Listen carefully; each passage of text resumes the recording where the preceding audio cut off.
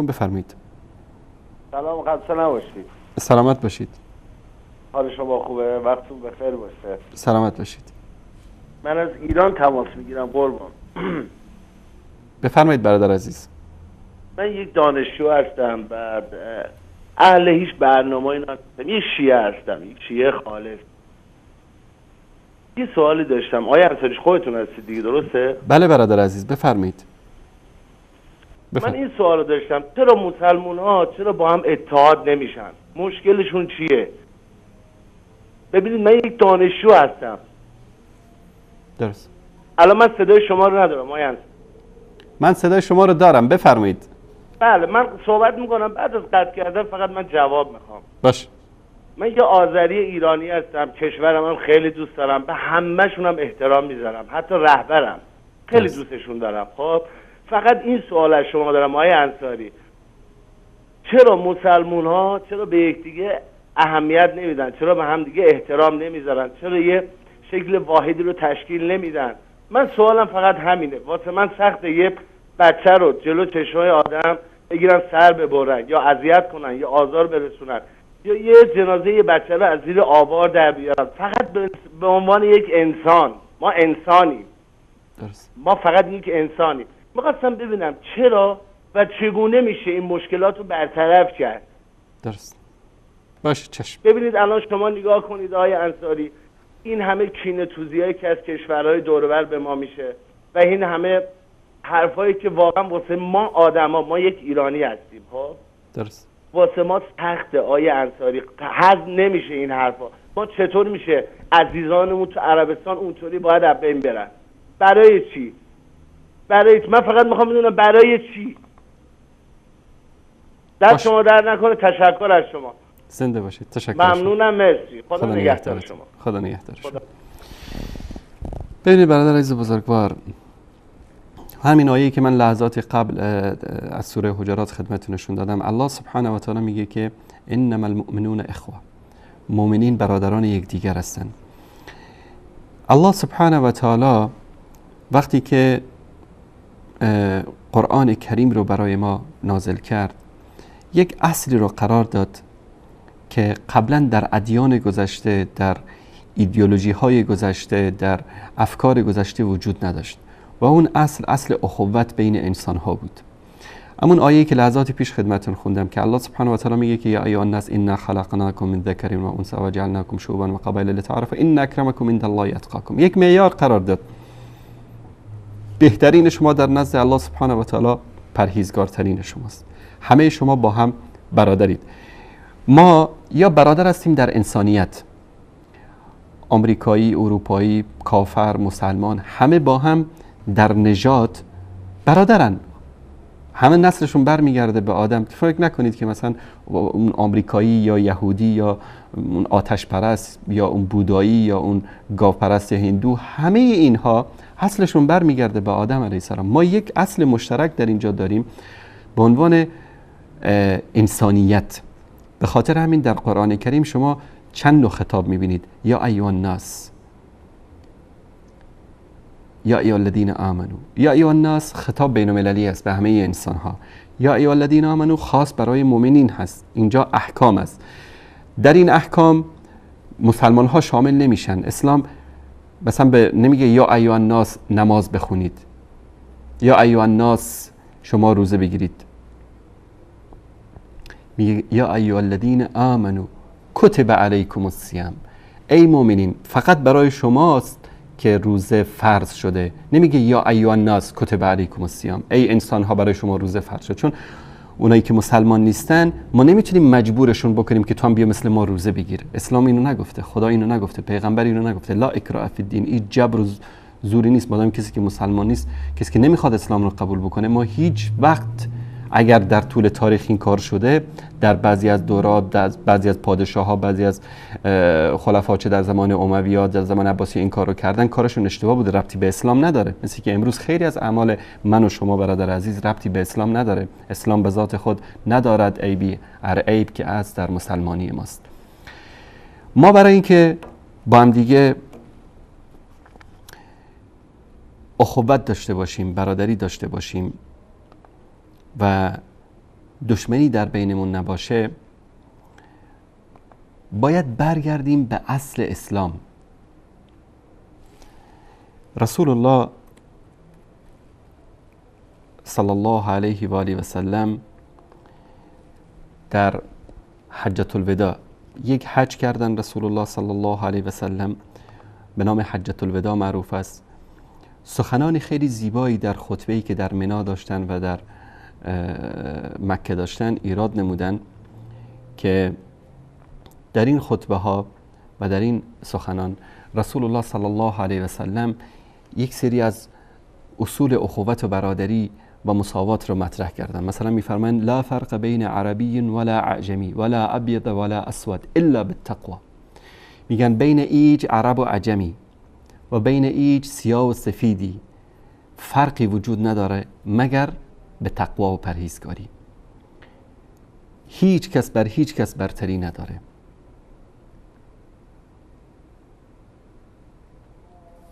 قرآن کریم و سنت رسول الله صلی الله علیه و سلم این پایه و اساس اخوت و برادری رو در بین انسان ها قرار داده. دلیلی که امروز مسلمان ها به جان هم دیگه افتادن دوری از قرآن و سنت است. ما در زمان رسول الله، در زمان خلفای راشدین، در زمان حکومت های اسلامی که وجود داشته که پابند قرآن و سنت بودن، هیچ وقت این مصیبت ها و مشکلاتی که امروز دامنگیر ما شده نداریم.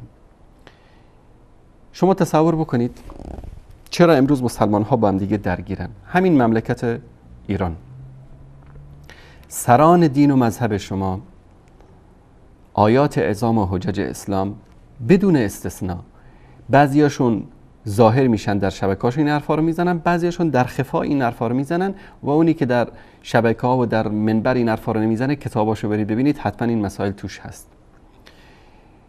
میان به بهترین انسان‌ها در نزد ما اهل سنت توهین میکنن. به ابوبکر صدیق، عمر فاروق، عثمان ذوالنورین، ام المؤمنین عایشه صدیقه بدترین الفاظ زشت و رکیک رو نسبت میدن. از کلینی و مجلسی گرفته تا خمینی.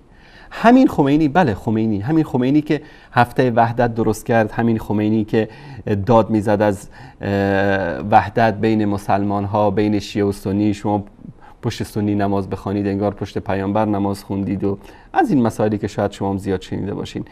میان به بهترین انسان ها. ببین برادر عزیز، من که میگم بهترین انسان ها شاید در نزد تو بدترین انسان ها باشن، اما در نزد من بهترین انسان ها هستن.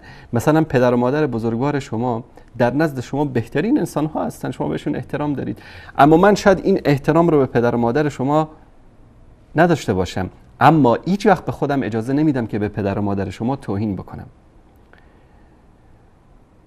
و اگرم من بیام به خدای نکرده به مادر شما توهین بکنم، یک صفت زشتی به مادرتون بدم، یقینا شما عصبانی میشید. با همین حلمی که دارید، با همین صبر و بردباری، با همین کلمات زیبایی که فرمودید، در اون موقع دیگه همینا رو فراموش میکنید، با من درگیر میشید. تو چه حق داری به مادر من توهین میکنی؟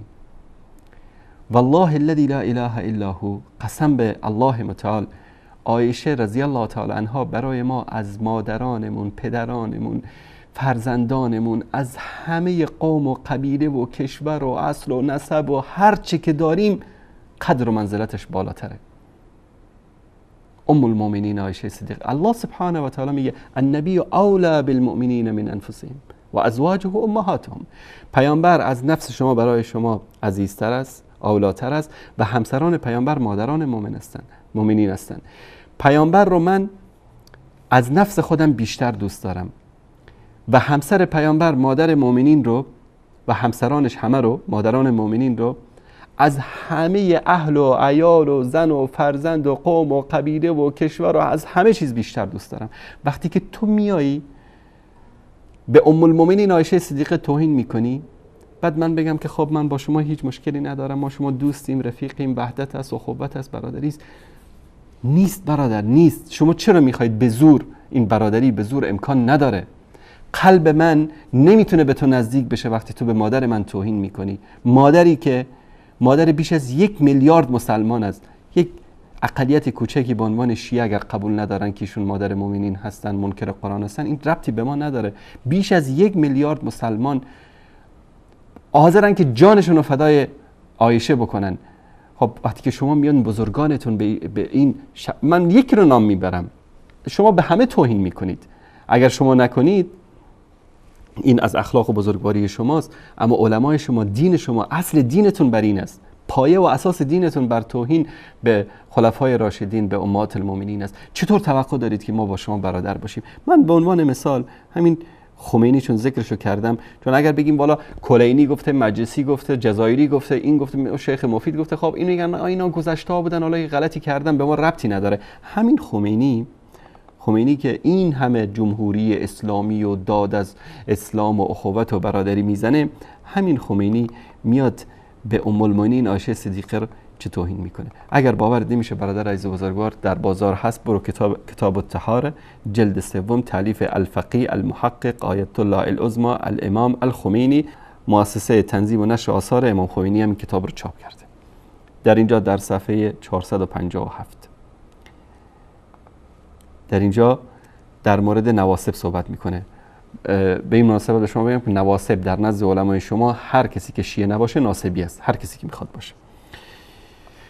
میگه که اگر دیگر طوائف یا نواسب یا خوارج دلیلی بر نجاست ظاهری اینها نیست، در حالی که عذاب اینها بدتر از عذاب کفار است. اگر کسی بر امیرالمومنین خروج کرد، نه به عنوان تدین بلکه به عنوان مخالفت با او در مملکتش، یا برای مسئله دیگر مانند عایشه، دقت کنید اینجا، مانند عایشه و زبیر و طلحه و معاویه و اشباههم، یعنی صحابه کلن، عایشه و زبیر و طلحه و معاویه و غیره، یا که اینکه عداوت داشته باشه با اونها یا با یکی از ائمه، نه به عنوان تدین بلکه به عنوان عداوت با قریش و بنی هاشم و عرب و غیره، یا اینکه قاتل پدرش و برادرش و غیره باشه. ظاهرا لا یوجب ظاهرا شیء منها نجاسة ظاهریه، ظاهرا اینا نجس نیستن. و این کانوا اخبث من الکلاب و الخنازیر، ولو اینکه خبیث‌تر از سگ‌ها و خوک‌ها هستن.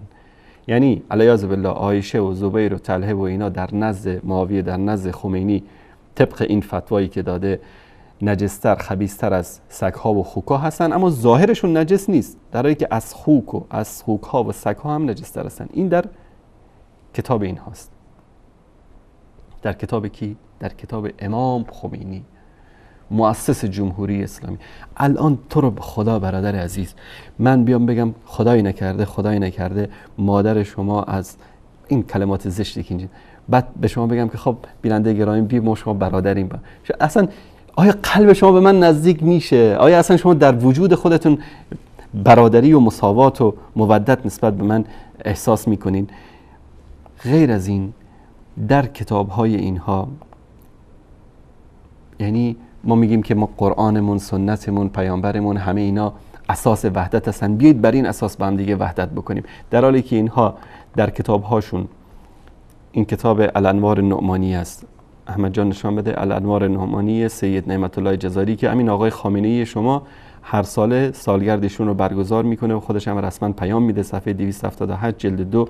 در اینجا بعد از اینکه اختلافات بین شیعه و سنی رو ذکر میکنه، در آخر میاد نتیجه میگیره. والحاصل نتیجه چی شد؟ اینا لم نجتمع معهم علی اله، خدای ما و اهل سنت یکی نیست، ولا علی نبی یعنی پیامبر ما و اهل سنت یکی نیست، ولا علی امام ما هم یکی نیست.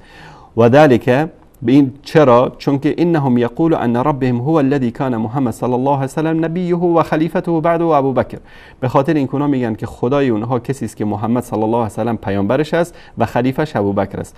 و نحن و ما یعنی شیعیان لا نقول بعد الرب، این خدا رو قبول نداریم، ولا بذلك النبی، این نبی رو هم قبول نداریم، بل نقول، بلکه میگوییم ان رب الذي خلیفه نبی ابوبکر لیس ربنا ولا ذلك النبی نبینا، خدایی که خلیفه پیامبرش ابوبکر باشه، این خدا خدای ما نیست و این پیامبر ما نیست. حالا شما بید عداوت دشمنی رو در بین مسلمان ها و انسان ها ما اهل سنت ایجاد کردیم، یا علمای شما، یا دین شما، یا مذهب شما؟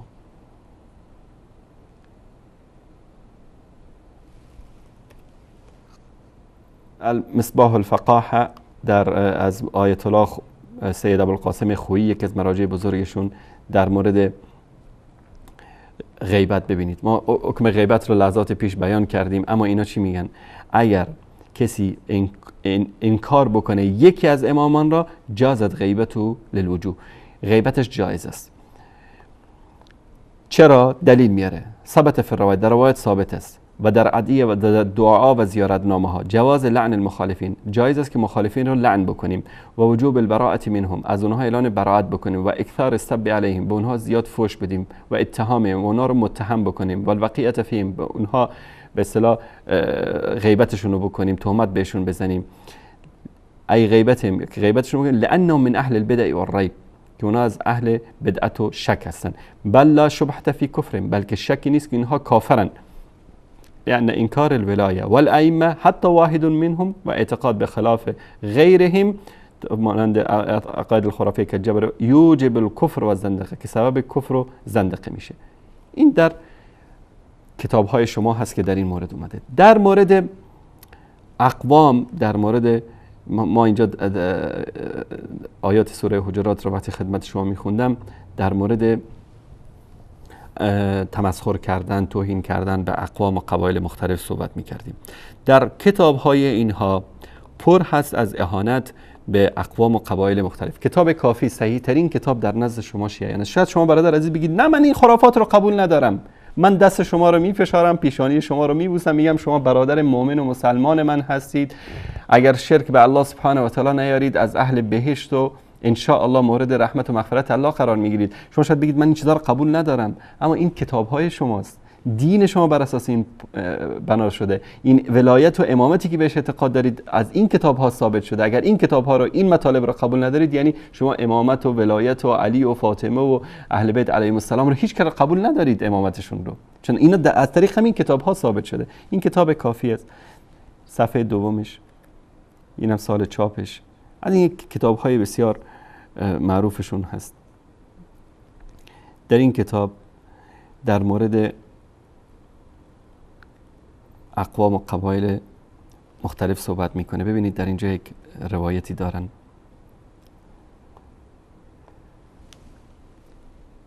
باب 219 من کرح مناکحت من الاکراد و السودان و غیرهم، یعنی ازدواج با کردها و سودانی ها کراهت داره.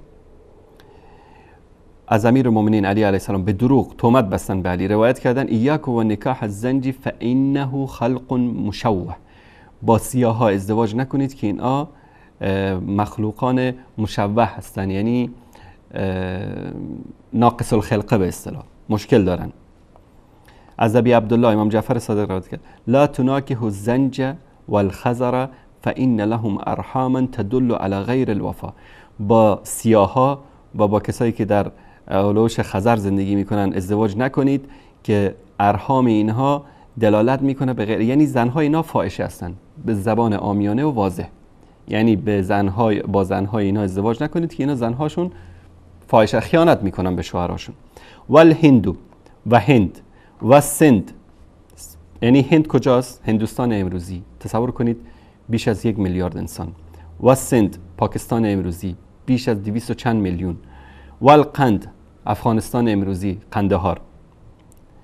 لیس فیهم نجیب، یعنی یک انسان نجیب در بین اینها پیدا نمیشه، یعنی همه حرامزاده هستن، به زبان عامیانه همه حرامزاده هستن. این شما تصور بکنید 1 میلیارد و 250 میلیون، 1 میلیارد و تقریبا 300 میلیون، یعنی بیش از 1.5 میلیارد انسان رو میگه که، و حالا اگر آفریقا رو هم بهش اضافه کنید تقریبا به 2.5 میلیارد میرسه.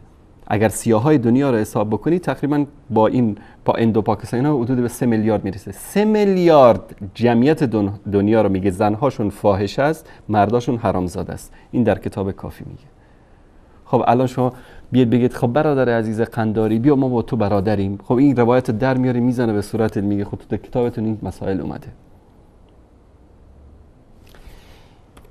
داخل همین ایران هر کس حق داره به کشورش به اصطلاح بنازه. در مورد کردها ببینید که در کتابهاشون چی میگه. در این کتاب مرات العقول فی شرح اخبار آل رسول، اینم صفحه بعدیش، اینم سال چاپش، اینم در صفحه جلد 24 صفحه 57.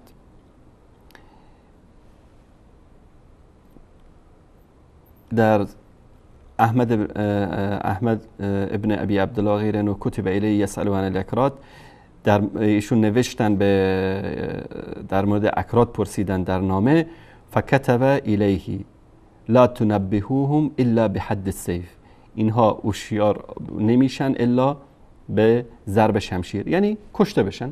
کردها رو باید کشت. امروز این کلبرای بیچاره کرد رو روزانه میکشن. همین دیروز 4 نفرشون رو از بالای دره پرت کردن پایین، بیچاره به خاطر یک یخچال، به خاطر یک تیکه لوازم برقی که بیاره اونو بفروشه و صد رمق اطفالش رو بکنه، کودکانش رو بکنه، بیچاره رو گرفتن از بالای کوه پرتش کردن.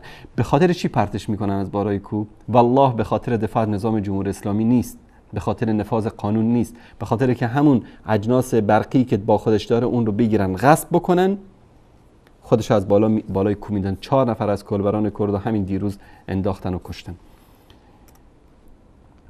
در کتاب علل الشرایع، سلو اهل البیت، از اهل بیت بپرسید، از شیخ صدوقشون، این هم شناسنامش. از ابو عبدالله سألتو عندنا اقوام من الاکراد، پیش ما گروهی از کردا هستن، بیمیان پیش ما برای بیع و نبایع، میگه برای خرید و فروش میان، یا ربی لا تخالطهم، با اینها دوستی نکن، یعنی باشون رفت آمد نکن، فان الاکراد حی من الجن، اینا اصلا انسان نیستن، جن هستن، کشف الله عنهم الغطاء فلا تخالطهم، الله پرده از اینا برداشت، پس با اینا چی نکن، مراوده نکن، با اینها دوستی نکن. در حدیث دوم که عندنا قوم من الاکراد فانهم لا یزالون یجیوننا بالبیع فنخالطوهم و نبایعهم، کردا میان باشون خرید و فروش میکنی، فقال یا ابا ربی لا تخالطهم فان اکراد من الجن، کردها جن هستن، با اینا خرید و فروش نکنید، کشف الله عنهم الغطاء فلا تخالطهم، که الله پرده از اینا برداشته، با اینها دوستی نکنید. این در داخل ایران نظرشون نسبت به کردها این است.